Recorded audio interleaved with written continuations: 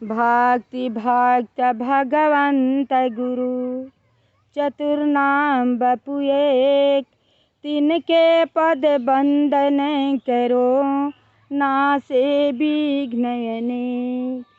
सिंह मांडवी उर्मिला श्रुति कीरति बर बाम। चारु सुवन चारु रतन तुलसी करत प्रणाम। भाषा तुलसीदास कृत कथा करो अनुसार। आसन लीजे हृदय महु आया हूँ पवन कुमार।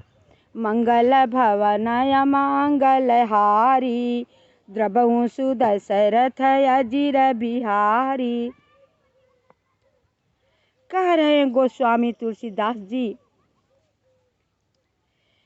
कि अमंगल को हरने वाले, काम को मंगलमय करने वाले ऐसे प्रभु श्री राम जी को जो भी मनुष्य नाम लेगा और प्रातः काल में नाम लेता है, ब्रह्म मुहूर्त में नाम लेता है, तो उसके घर में अमंगल नहीं होता है।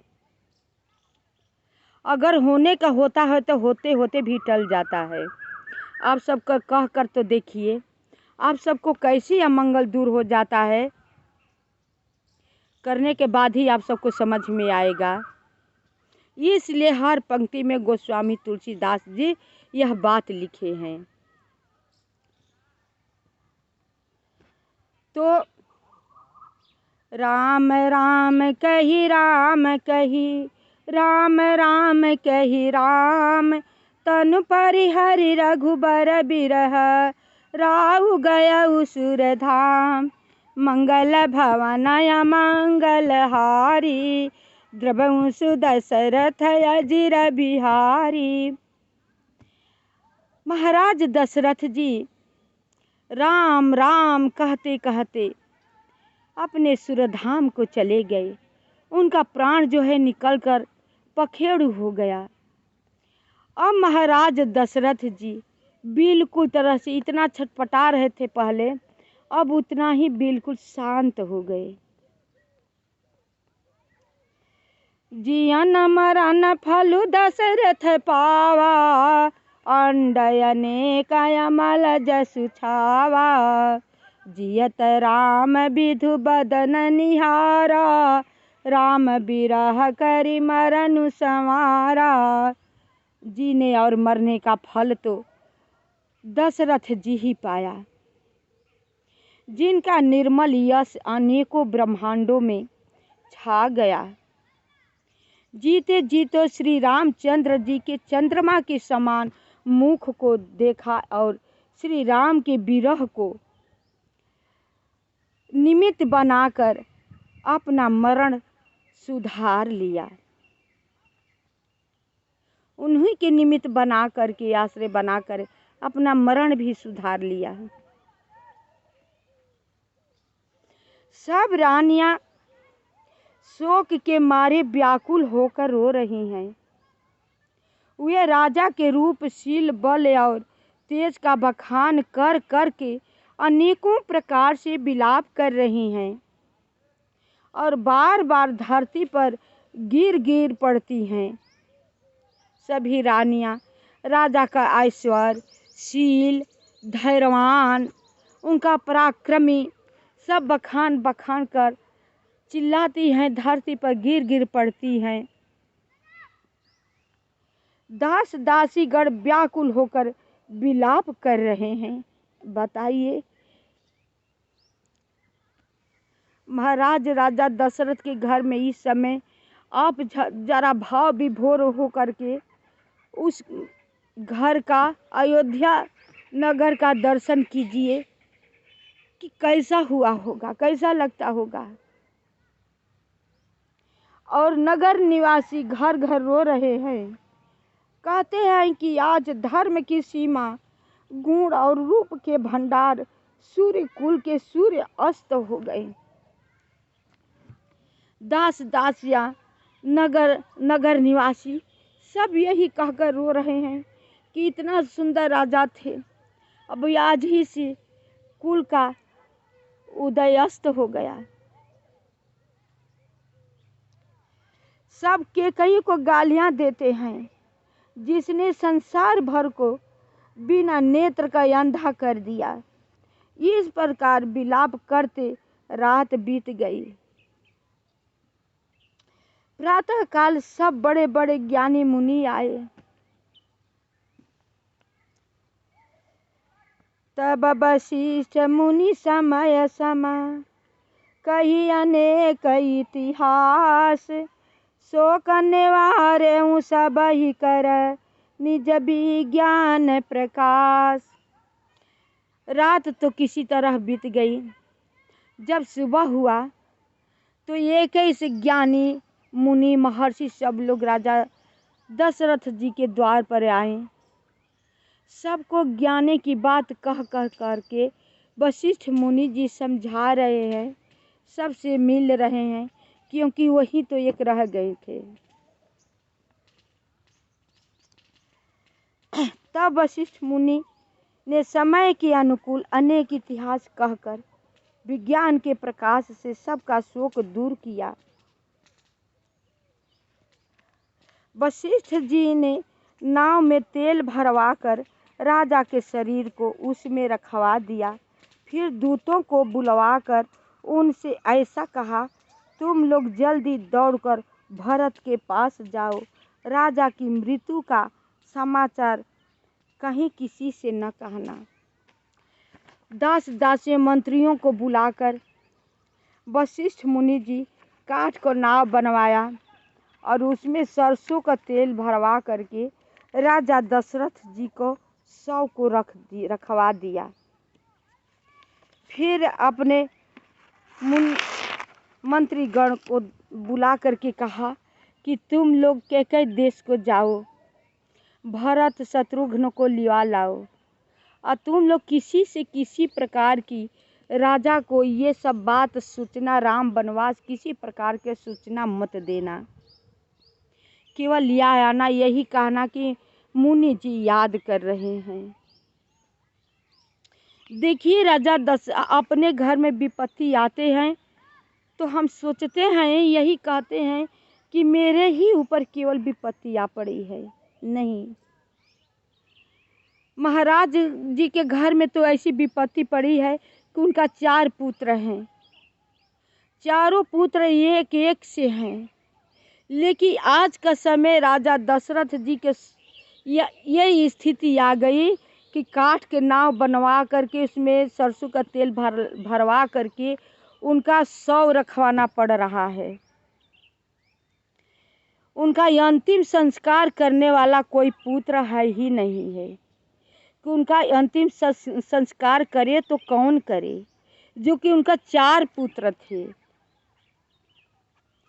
विपत्ति कहती है ना कि हम जब आते हैं ना तो सबको छीन भिन्न कर देती हूँ। मेरा आना ही किया हुआ कि सब मनुष्य तार तार न हो जाए, सब विपत्ति के मारे सब विकल न हो जाए, सबको धीरज छूट जाए, सबके पास सब कुछ ज्ञान ही रह जाएगा, तो मेरा आना ही किया हुआ। ठीक ही कह रही हैं। वही हाल महाराज राजा दशरथ जी के घर हुआ है। 4 पुत्र हैं, लेकिन अंतिम संस्कार करने वाला कोई नहीं है। उनके घर अगर कोई मिलने आए तो कोई मिलने वाला नहीं है। मुनि वशिष्ठ जी सबसे मिल रहे हैं।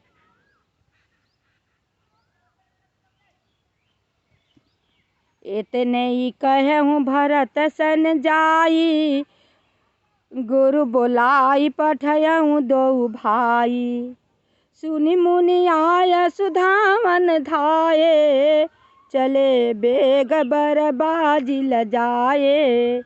जाकर भरत से इतना ही कहना कि दोनों भाइयों को गुरु जी ने बुलावा भेजा है। मुनि की आज्ञा सुनकर धावन दूत दौड़े। वे अपने वेग से उत्तम घोड़ों को भी लजाते हुए चले। जो सबसे पवन की तरह घोड़ा उड़ने वाला था, उन्होंने घोड़ा को लिया और घोड़ा को लेकर चल कि सब घोड़ा उस घोड़े के आगे लजा जाते थे।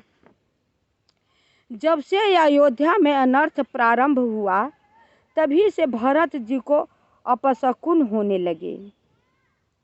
वे रात को भयंकर स्वप्न देखते थे और जागने पर उन स्वप्नों के कारण करोड़ों अनेकों तरह की बुरी बुरी कल्पनाएं किया करते थे। इधर जितना अयोध्या में जिस दिन से उथल पुथल हुआ था, उधर भरत जी को रोज बुरा सपना आते थे। सपने में सब दिखते थे।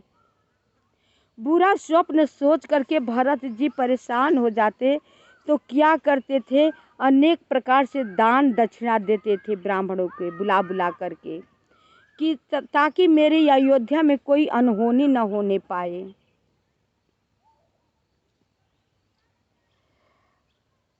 अनिष्ट शांति के लिए वे प्रतिदिन ब्राह्मणों को भोजन कराकर दान देते थे। अनेकों विधियों से रुद्राभिषेक करते थे। महादेव जी को हृदय में मनाकर उनसे माता पिता, कुटुंबी और भाइयों का कुशल क्षेम मांगते थे। अनेकों प्रकार से रुद्राभिषेक कराते थे। महादेव जी से प्रार्थना किया करते थे कि मेरे अयोध्या में हे महादेव जी किसी प्रकार की अनिष्ट न हो। वहाँ के देश में भरत जी कर रहे थे, यहाँ पर भरत के ऊपर कितना जबरदस्त कलंक लगा हुआ है।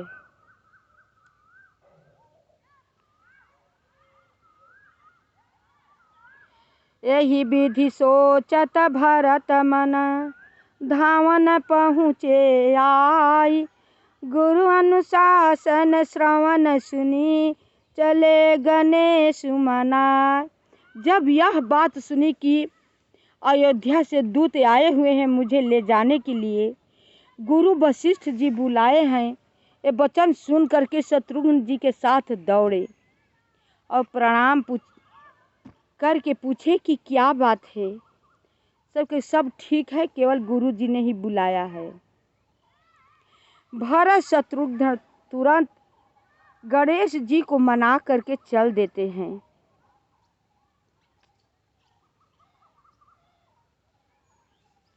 हवा के समान वेग वाले घोड़ों को हाँकते हुए विकट नदी, पहाड़ तथा जंगलों को लांघते हुए चले। उनके हृदय में बड़ा सोच था, कुछ सुहाता न था। मन में ऐसा सोचते थे कि उड़ कर पहुँच जाऊं। होता है ऐसी बात आती है कि मैं कैसे उड़कर चली जाऊं। एक एक निमेष वर्ष के समान बीत रहा था। इस प्रकार भरत जी नगर के निकट पहुँचे। नगर में प्रवेश करते समय अपशकुन होने लगे।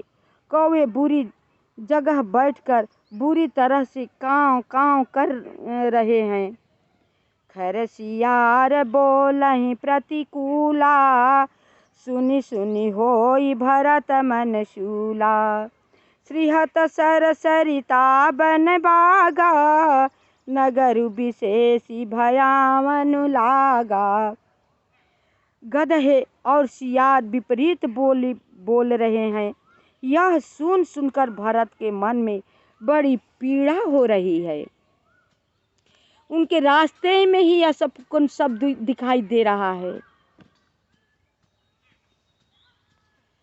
तो हम कथा को यहीं पर विराम देते हैं।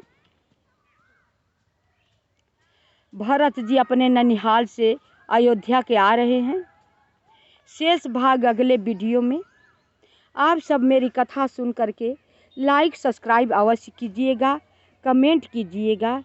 मेरी वीडियो पूरा आप सब देखा कीजिए ताकि मेरा कहा हुआ कथा सार्थक हो जाए। शेष भाग अगले वीडियो में।